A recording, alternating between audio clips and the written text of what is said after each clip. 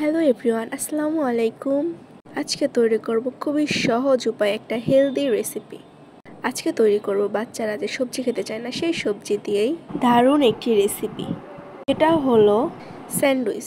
এরকম একটি healthy sandwich তৈরি করে যদি আপনি আপনার বাচ্চাকে খাওয়াতে পারেন কিংবা সকাল বা বিকালের নাস্তার রেসিপিতে রাখতে পারেন, তাহলে কিন্তু আপনার বাচ্চা হয়ে উঠবে হেলদি এবং পুষ্টিকর। এরকম দারুণ দারুণ সুন্দর সুন্দর রেসিপি পেতে চোখ রাখতে হবে রাবুস কুকিং চ্যানেলে। তো চলুন এবার ভিডিওটা শুরু করা যাক। এখানে ফার্স্টেই আমি দিয়ে দিচ্ছি প্যানে হালকা সামান্য তেল। তারপর আমি এর মধ্যে দিয়ে দেব হচ্ছে একটি ডিমটা দেওয়ার পর এখানে 1 চিমটি গোলমরিচের গুঁড়া দিয়ে দিচ্ছি আর দিয়ে দেব লবণ। তারপরে এটাকে আমি ভালোভাবে ঝরঝরা করে নিচ্ছি। ঝরঝরা করে নেওয়ার পরে দিয়ে দিচ্ছি একটা পেঁয়াজ কেটে নিয়েছি, একটু বড় সাইজের মানে মাঝারি সাইজের। দেন এখানে আমি দিয়ে দিচ্ছি শসা কুচি। এগুলো সব কিছু কিন্তু একসাথে আমি এখানে ফ্রাই করব। দেন এখানে আমি অ্যাড করে দেব গাজর কুচিটা। এটা কিন্তু ফ্রোজেন করা ছিল, অসময় গাজর কুচি। সব কিছু দেওয়ার পরে আমি সব কিছু একটা স্প্যাচুলারের সাহায্যে নেড়ে নেড়ে ভালোভাবে মিক্স করে নিচ্ছি। এখানে এটা মিক্স করতে করতে কিন্তু হালকা কুক হয়ে যাবে। আস্তে আস্তে করে মিডিয়াম আঁচে রেখে আমি এটাকে ভেজে নিচ্ছি। যারা যারা ভিডিওটিতে লাইক করেনি তারা গিয়ে এখনই ভিডিওটিতে লাইক করে আসবে এবং সাবস্ক্রাইব করতে ভুলবে না।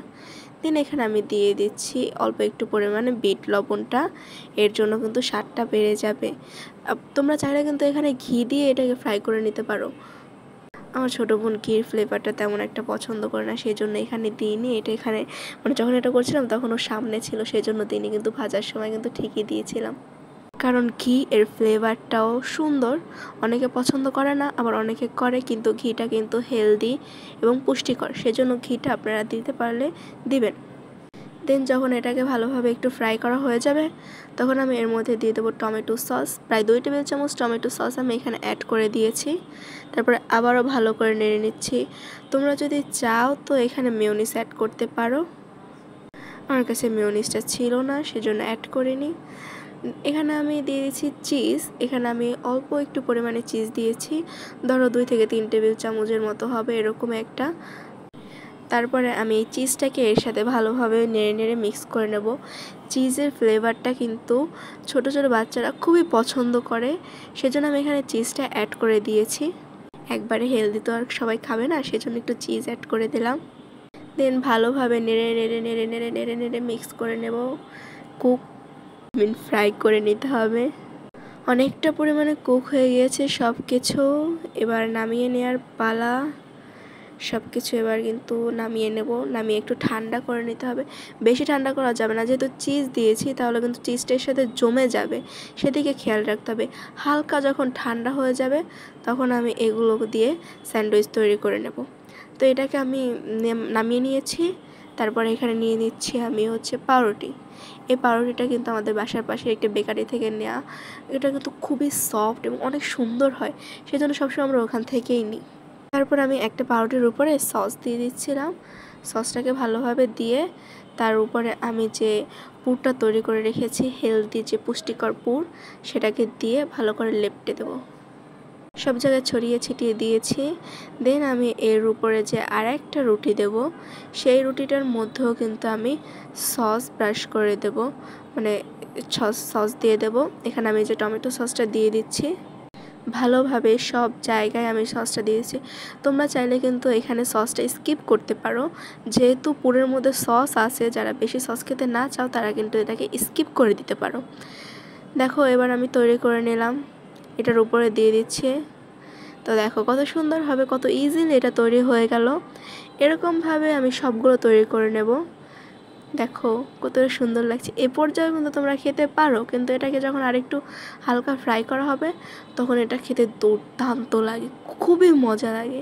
আমি ছোটো বোনের কথা কী বলবো, ছোটোদের কথা কী বলবো, আমি নিজেই এটা খেতে খুব পছন্দ করি। এটা কিন্তু আমার আম্মু আর আমার ছোটো বোনকে প্রায় টিফিনে তৈরি করে দেয়। তোমরাও চাইলে বাচ্চাদের টিফিনে এটা তৈরি করে দিতে পারো, কিংবা সকাল বা বিকেলের নাস্তার রেসিপিতেও এটা রাখতে পারো। তো দেখো সবগুলো তৈরি করা হয়ে গেল, কতটা সুন্দর লাগছে না, কিউট। এগুলো কিন্তু বাচ্চারা দেখেই পছন্দ করবে, আর তো খাবেই। টিফিন বক্স একদম ফাঁকা করে নিয়ে আসবে, হ্যাঁ মনে রেখো। দেন এখানে একটু ফ্রাই করে নেওয়ার জন্য ঘি দিয়ে দিলাম 1 টেবিল চামচ। ঘিটা ভালোভাবে ছড়িয়ে তার মধ্যে আমি একটা করে স্যান্ডউইচ দিয়ে দিলাম, নিয়ে একদম অল্প একটু সময় রাখলেই কিন্তু এক পার্ট একটু ভাজা হয়ে যাবে। এরকম হালকা একটু ভেজে নেব। দেখো আমি দুপাশ ঘুরিয়ে ঘুরিয়ে ঘুরিয়ে ঘুরিয়ে ভেজে নিচ্ছি। এবার এটাকে উল্টে দিতে হবে। অফ ক্যামেরা উল্টে দিয়েছিলাম, ক্যামেরাটা একটু অফ হয়ে গিয়েছিল, তো উল্টানোটা দেখাতে পারিনি। তো দেখো এটা কিন্তু তৈরি হয়ে গিয়েছে, আমার একদম 1 মিনিটের মধ্যে ভাজা হয়ে গিয়েছে। এরকমভাবে সবগুলো তৈরি করে নিচ্ছি। খুব বেশি সময় রাখা যাবে না, তাহলে কিন্তু এটা পুড়ে যাবে। তোমরা এরকম নিত্য নতুন ঝটপট একদম তাড়াতাড়ি সুন্দর এরকম হেলদি পুষ্টিকর রেসিপি পেতে, দারুণ দারুণ আধুনিক রেসিপি পেতে চোখ রাখতে হবে রাবুস কুকিং চ্যানেলে। সাবস্ক্রাইব করে রাখবে, বেল আইকন অন করে রাখবে, যাতে করে ভিডিও পোস্ট করার সাথে সাথে তোমার কাছে চলে যায় নোটিফিকেশন এবং তুমি দেখে নিতে পারো। তো টানটানা, আমাদের রেসিপি তৈরি। দেখো বন্ধুরা, এটা দেখতেই কতটা সুন্দর লাগছে, খেতে কিন্তু দারুণ হয়। ট্রাস্ট মি, তোমার বাচ্চাটা খুবই পছন্দ করবে। তো দেখা হবে নতুন কোনো ভিডিওতে। সবাই ভালো থেকো, সুস্থ থেকো, আল্লাহ হাফেজ।